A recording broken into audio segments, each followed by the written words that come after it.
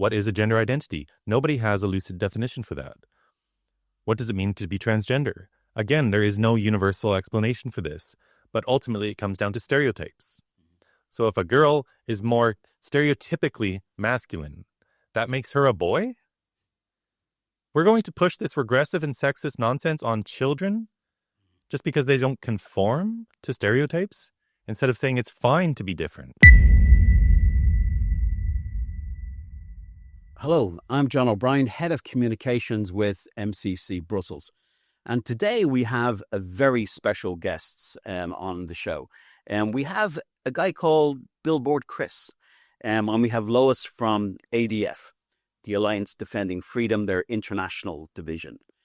Chris, for listeners who may not be familiar with your work, can you walk us through what led you to start wearing billboards and engaging people on the street about gender ideology?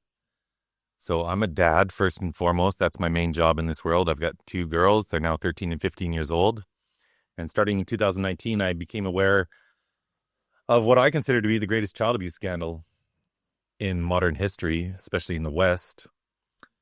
We have tens of thousands of children, hundreds of thousands who've come to believe that they were born in the wrong body, that they're transgender, and that the only way they're going to find true happiness is by receiving puberty-blocking drugs, the opposite sex hormones, and surgeries in what is really a fruitless effort to become the opposite sex.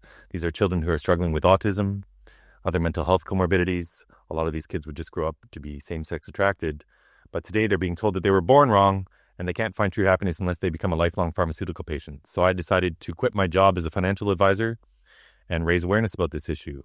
So back in July of 2020, a woman in the UK had put up a sign at the Edinburgh train station that said, "I love J.K. Rowling." And it lasted one day because some people on Twitter complained it was hate speech and they took it down. And I happened to be reading Harry Potter at the time every night at bedtime with my little one. And I couldn't believe you can't even say that you love the world's greatest children's author anymore because she stood up for women and she's stood up against this child abuse.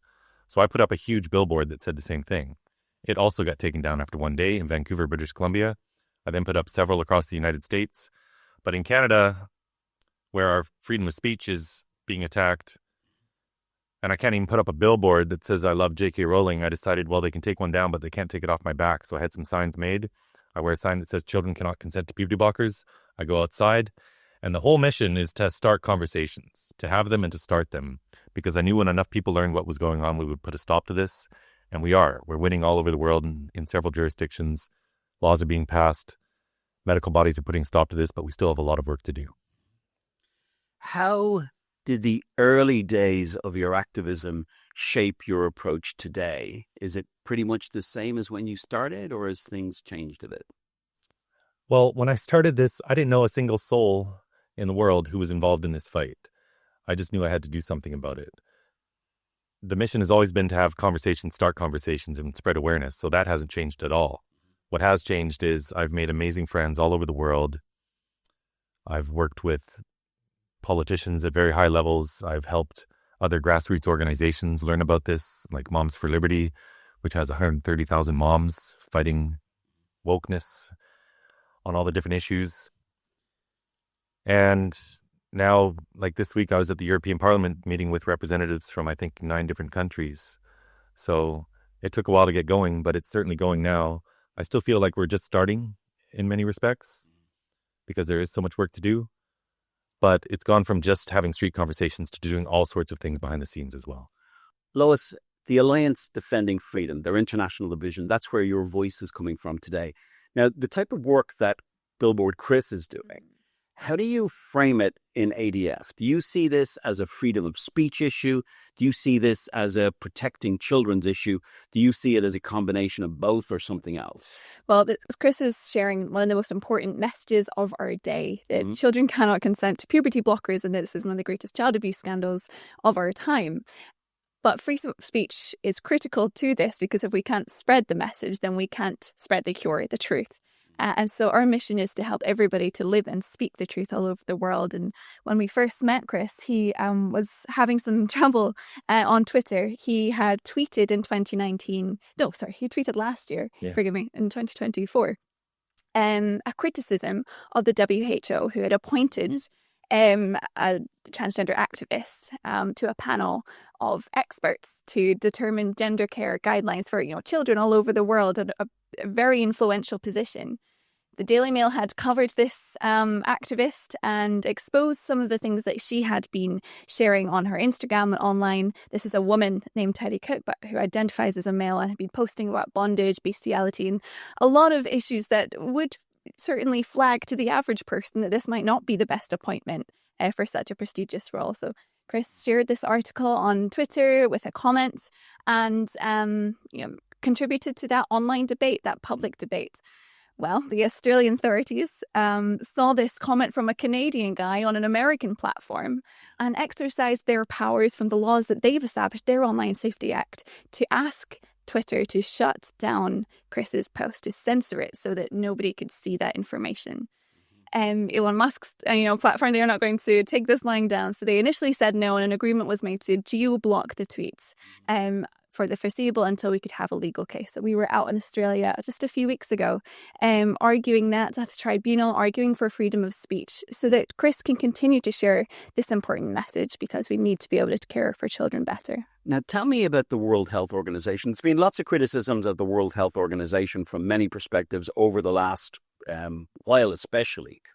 But why is it that the World Health Organization appears to be on this issue, on the transgender issue, to be very captured?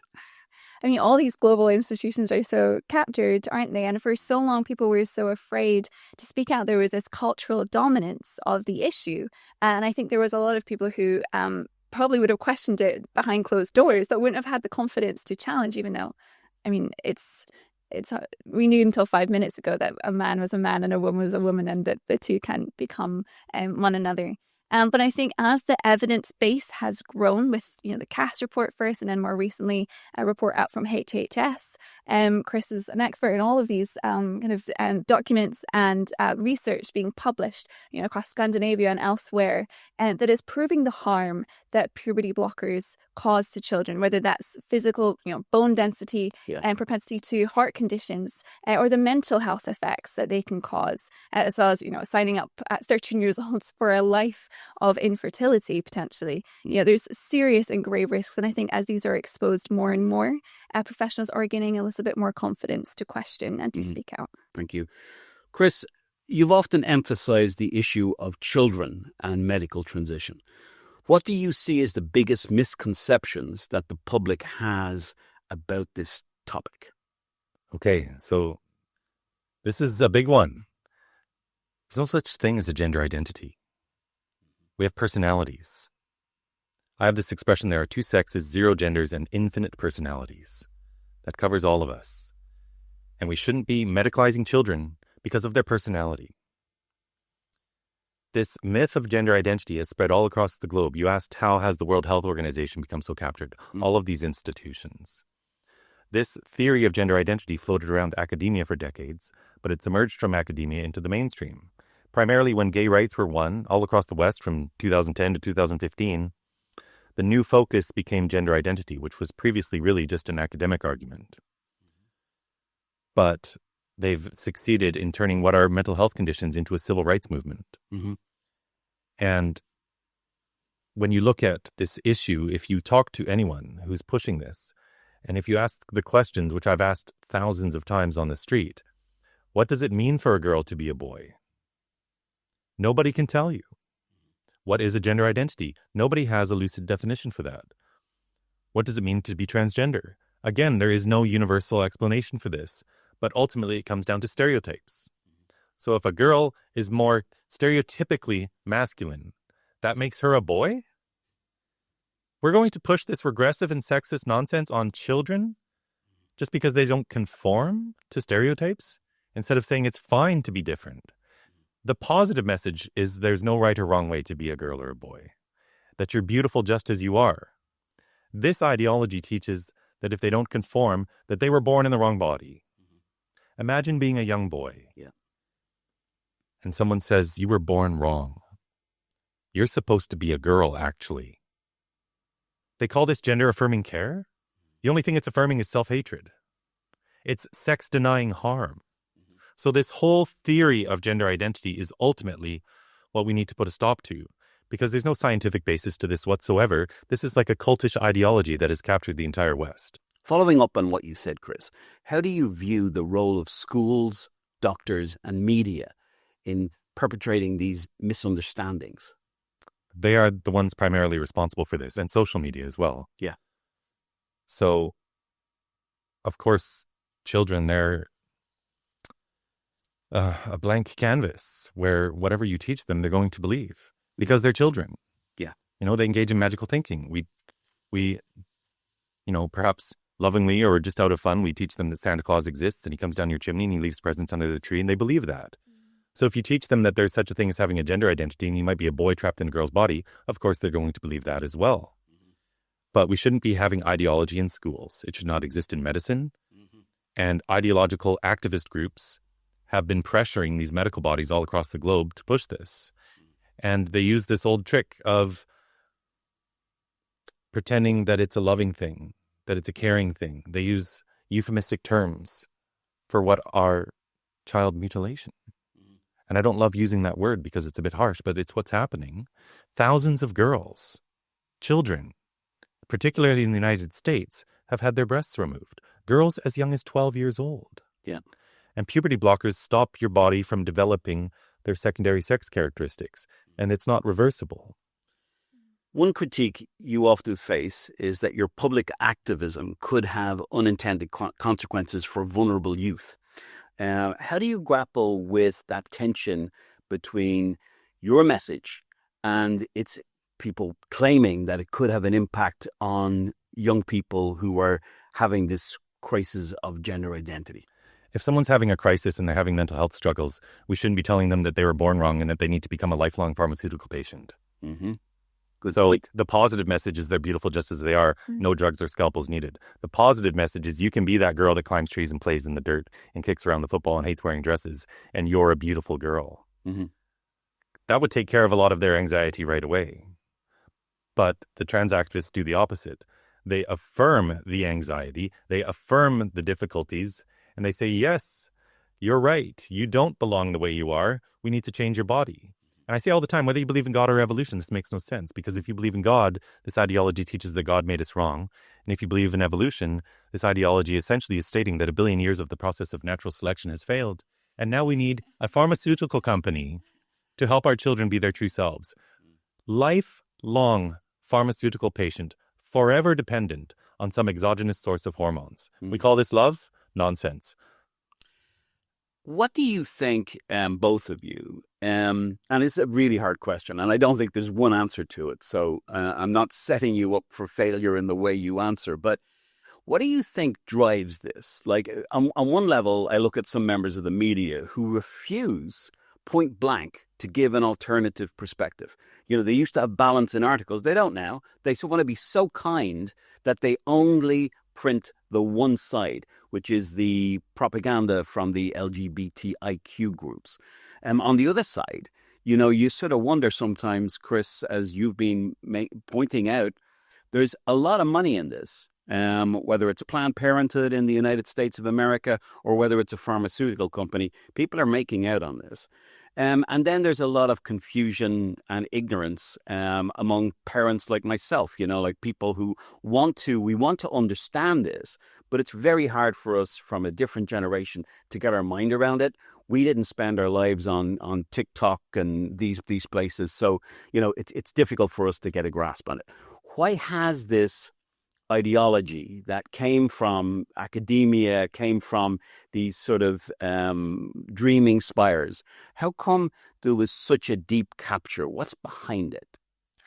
I think from a female point of view, there is a great desire in the average person, especially the average female, to be compassionate and to be kind. Mm-hmm. And the propaganda that has been shown to us, whether that's there's a BBC documentary that comes, or a drama, storytelling, that comes out this week about, it's called What It Feels Like to Be a Girl. And it's about this very emotional story about a boy who wants to be a girl and needs care and compassion and kindness. And these are all good things. Caring, kindness, and compassion are good things, but without truth, without the basis of fact to guide our compassion, it gets very dangerous very quickly. And that's really what's happened in this cultural narrative And so it's not kind to tell a child that they're born in the wrong body. I grew up in a generation of girls that we all thought we were anorexic because everything that we were watching on television was asking us to think about whether we might be anorexic. And our friends at school all thought that they had it, and we all kind of bought into this. And I can see the exact same thing. But if you had told us, oh, you think that you're fat? Yes, then you are. And then we'll give you the medication to change your body in the way that you think it needs changed. Incredibly dangerous. No, of course we needed to be told, no, you're great the way you are. Let's have the confidence to, to live and go on as you are and not feel that you have to make these drastic and dangerous changes to your body. We kind of knew it back then, 10, 15 years ago, but somehow the narrative is completely flipped. And the compassionate thing to do now is to put somebody on a harmful path that involves, medical intervention, drugs and scalpels. And so I think that media shift in what compassion can mean has really confused a lot of parents, especially about how they should be responding. Chris, what's the drivers here? It's ideology, it's NGOs, it's government. So people talk about the money that pharmaceutical companies make or the surgeons make. Sure, but to be honest with you, AbbVie Pharmaceuticals, for example, the maker of Lupron, this drug that is primarily used, it's a relatively small line on their list of revenue items. It's not make or break for these companies. There are a lot of true believers out there, and it is true believers pushing this more than anything, but it's these NGOs spending billions of dollars all around the globe. U.S. Agency for International Development was sending tens of billions of dollars to all sorts of countries all across the globe to push this. Canadian government, same thing. I'm sure other Western European governments are doing the same thing because these are radical activists. Yes. And they have all this money to spend. And when they won gay rights, they weren't going to close the doors and say, we achieved our objectives. The new objective became this. And this movement has not grown organically. It's been entirely pushed by governments and NGOs with a lot of money, governments funding the NGOs, like in the United States. And in politics, who are the type of people who get elected to politics? It's the activists. It's the extremists. The left does not represent their constituents. They represent the far left 10% who really cling to these ideologies. Ashley Frawley, a senior research fellow here at MCC Brussels, just went into the archives of the European Commission and found that, yes, indeed, tons of money being given to NGOs to push this gender ideology. Chris, what conversation have you had, maybe on the street or online, that really surprised you or, informed the way you think about these issues? Because it's a very interesting witness that you have. You go out with the Billboard to have conversations with people. Tell us something about how these conversations have been enlightening for you. Sure. So what I'd witnessed previously was online, this debate is very toxic. There's a lot of angry people. And being angry doesn't reach the average person on the street. We are human beings. We are meant to talk to each other one-on-one. That's how we work. And you can't just have this debate on some obscure corner of Twitter where people are only talking about this. You're not reaching the general population. So by going outside on the street, 100,000 people driving by in their cars will see me in the day. I'm starting conversations there. But I'm having these conversations. I'm reaching parents. I'm able to have nuanced conversations that you can't have online. I've done this for so long, nothing surprises me at all anymore. But I think for people at home, they need to understand there are really two main methods to this. You need to find sources of agreement. So when you give the positive message, like our children are beautiful just as they are, even the most radical leftists will agree with that. When you say there's no right or wrong way to be a girl or a boy, everyone agrees with that. And so the activists who look at me and they want to call me a fascist or a Nazi or whatever, all of a sudden I've said something that they agree with, and it confuses them. And it can bring down the temperature of the conversation and open them up to have a conversation instead of trying to win a conversation. And the other thing, of course, is the Socratic method. Ask questions. People don't come to new conclusions because you tell them they're wrong. They come to new conclusions on their own because they start to think about it. And that's what the Socratic method does. And I recall a specific conversation outside the University of Pennsylvania where a gay black man rode by me on his bicycle screaming obscenities. I challenged him to a conversation. To his credit, he came back. 85 minutes later, he was giving me a hug because he completely agreed with everything I said.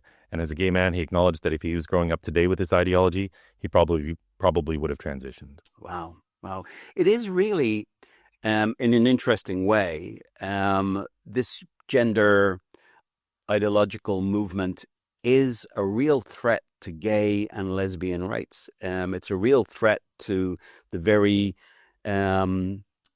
existence of gay people, because it's a gay that needs to be fixed, right? This is conversion therapy. Mm-hmm. So if you look at all of the academic studies that were done before they started giving these drugs and hormones to children, and they're all up on my website. The largest study that was done was of 139 boys with severe gender dysphoria from a very young age. This used to affect boys mostly. Yeah. And it started young. Mm-hmm. Now it's 3-to-1 girls versus boys showing up to these gender clinics, and we've seen a 5,000% explosion. Really? This is a social contagion. But when you look at these studies, that they followed these boys from a young age into their 20s. The biggest study, 87.8% of the children, their gender dysphoria, their distress, it desisted. It went away when they went through puberty. Puberty is the cure for gender dysphoria. Now we block the cure. That's what's happening. And a majority of these kids, and this is for all these different studies that have been done before they started drugging the kids, all of these studies show that the majority grew up to be same-sex attracted. Mm-hmm. So now we're telling these kids that they are born wrong. We're sterilizing them. Increasingly today, it's also children with autism. At the Tavistock in the UK, 35% of the children had moderate to severe autism, never mind the mild cases. There's a law firm I work with in Texas, 4 dads that left to sue for these young people who've been harmed. They have 13 ongoing cases. They're looking at 150 more. And in virtually every case, the child was on the autism spectrum. Wow. These are such important pieces of information that, everybody, I was going to say parents, but everybody needs to know these facts. Lois, if, one of the things that I've noticed is this, self-ID thing being pushed by the gay lobby, the LGBTIQ lobby groups, especially for children, and especially, cutting parents out. Like, this is a real thing, that parents are being cut out of what's happening to their children, especially through radicalized schools. Have you found that with ADF?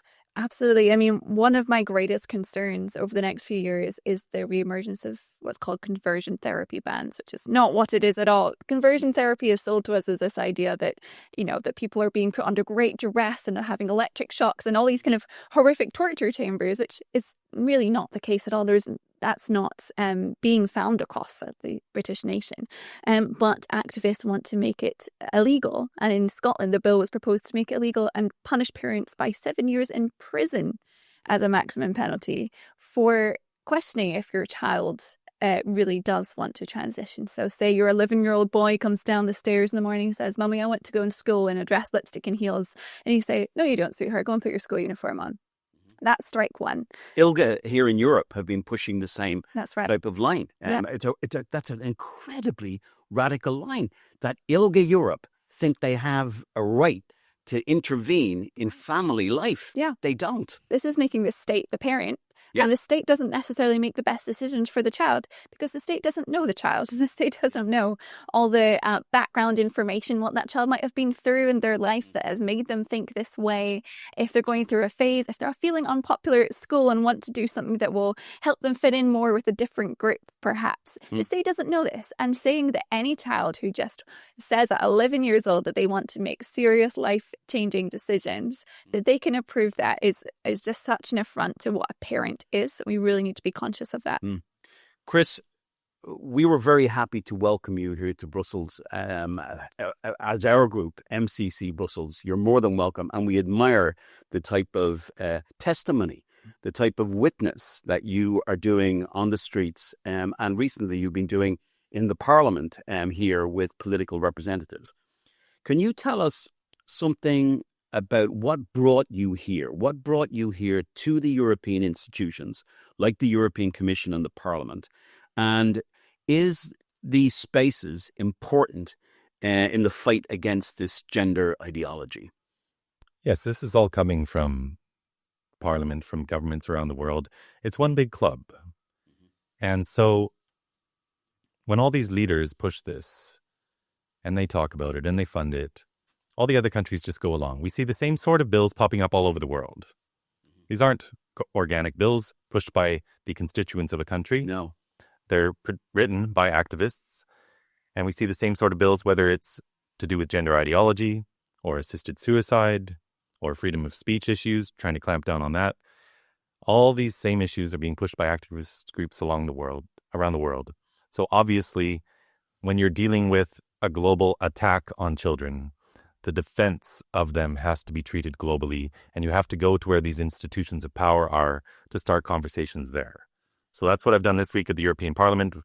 We've met together with 9 different countries' representatives. They just learned a whole lot more about this that they never knew about because they're dealing with 100 issues. We gave them the proper messaging. They know how to talk about this in a positive manner where people won't be able to call them a bigot. And this will spread. And I've been invited back. We're going to have an event in the Parliament in November. I've been invited to Croatia, to Poland, to some other countries. And I've already seen this cycle play out in the US, where I've been very active. Not even 3 years ago, I was meeting with members of Congress, and they didn't want to touch this. Yeah. It wasn't until 2023 that Trump, in his speech at CPAC, March of 2023, was the first time he mentioned this issue. And I think he was a bit surprised, and he's mentioned it in other speeches he gave, because as he's toured the country during his campaign, the loudest applause he always received was not for the economy, not for the immigration or the border. It was when he said he was going to stop the chemical castration of children and get men out of women's sports. This is a huge winning issue politically because people, human beings, parents know instinctively this is wrong. This is an anti-human ideology. But euphemisms and fake language have been used to make this a worldwide phenomenon. It's so big, people think there must be something to it, but it's just one big lie. On your visit to Brussels, first of all, you've witnessed on the streets of so many countries all across the world, many different cultures and environments. But your reception in Brussels, if we watch your YouTube channel and your Twitter, it could only be described as an on the streets hostile reception, including protests and physical confrontations from people. What was your experience in Brussels like on the streets, and how does it compare to a normal city? I was surprised because other places I've been in Europe, I don't get a whole lot of pushback. Canada tends to be the worst, and that's where I suffer the most violence. But I have to declare, out of more than 100 cities I've been to, Brussels is the most woke of all of them. I get 9-to-1 support versus against pretty much wherever I go. Here it was 5 against, 1 for. We can't walk 20 feet without someone giving us a dirty look or saying things. And what's really surprising is the amount of men here who voiced opposition to me. Because honestly, especially in North America, 9 out of 10 of the people who disagree with me are young women who have been indoctrinated in university primarily to believe that gender ideology is loving and kind and that kids are going to kill themselves if we don't transition them. That's their number one argument. It's used to coerce people to go along with this because the only way you can justify this child abuse is to say that children are going to die if we don't do it. And that's one way they've had success in pushing this is through fear and coercion. But I'd say there's a whole lot of indoctrination going on in this city. I don't think the message has been out in the real world as much as it needs to be, which is why it is important to go out there, having a simple sign, having conversations, because with the power of social media, that spreads. What do you think that the type of response that you received in Brussels says about the current state of dialogue on this issue? Dialogue isn't allowed on this issue. Just for trying to have a conversation, they call you a fascist. Yeah. Literally, or a Nazi. I was called that. Yeah. And I said, Nazis? Do you know what the Nazis did? They experimented on children. Do you know who's experimenting on children today? Yeah. The doctors at these gender clinics. Yep. But you can't even call it an experiment because there are no regulations or rules or objectives they're trying to achieve. It's just the Wild West of medicine. Yeah. I think I was going to ask you, does it strengthen your resolve to continue to witness in the way that you have, and you in ADF? The fact that the capture of ordinary young boys and girls is so profound, the fact that our institutions are captured, does it really, strengthen your resolve to keep up the fight? And what would you say to people listening to you today who haven't yet been active or haven't yet given voice? What would you say to encourage them to stand up and speak out and say something's wrong? If you look at any movement in history, it's always a small number of people that make the greatest amount of change. We don't need 10% of the population speaking up. We need some intelligent individuals who learn about this issue, who can speak about it with compassion and with truth, and who aren't afraid of the hostility. And they need to be able to stay calm, because that's how we win. And as we've seen on the streets, and this 5-year campaign I've been on is proof of it, it works. I reach about 1 billion people a year impressions on Twitter now. Never mind all the other social media channels and other people who take some of the content. But people are learning the truth. And the thing about the truth is you don't need money to spread it. This needed billions of dollars from governments and NGOs to become the behemoth that it is. But the truth spreads for free, and it's spreading. And when you come for our kids, nothing gets parents more involved than that. I had never been to a protest in my life before I started this at the young age of 44. But this was coming for our kids. And the parents whose children are affected, a lot of them can't speak out because they would alienate their own child, or the state might even take their children away. But we cannot allow this ideology to stand because it's harming hundreds of thousands of children. And by simply spreading the truth, we're going to stop it. Lois, what would you be saying to parents out there who are like, wait, I don't know what's going on here? What would you encourage them to do? Oh, to coin a popular phrase, educate yourself. Yeah. One of the things that I've really learned from being out on the streets with Chris, and I've had the opportunity to do it in a few different countries now, which has been incredible, is how little sometimes the public know about this topic. Sometimes if we live in a kind of political bubble or in a kind of activism bubble, we think that everybody knows what a puberty blocker is. And I remember being in Australia in the gay district, and somebody came over and they at first were quite aggressive to us. And then when they asked a few more questions, they said, well, what is a puberty blocker? They didn't know. A lot of people don't have access to this information because it just doesn't come up in their daily conversations. And so having those conversations, bringing it up with your colleagues in the workplace or with down at the primary school or wherever you might be, and saying, have you read about this? Do you know? Have you heard? Those conversations are critical to protecting the children around you, educating parents in advance before a child comes to them and says, I want to do this, so that they're aware and they're prepared of how to respond. That's really key. Lois and Chris, thank you for your work in protecting our kids. And thank you for coming in to help educate those who watch this podcast. People can get details of where to find you on Twitter and where to contact your organization, ADF, in the notes below this podcast. This is John O'Brien signing off for MCC Brussels. Thank you, and join us on another podcast very soon.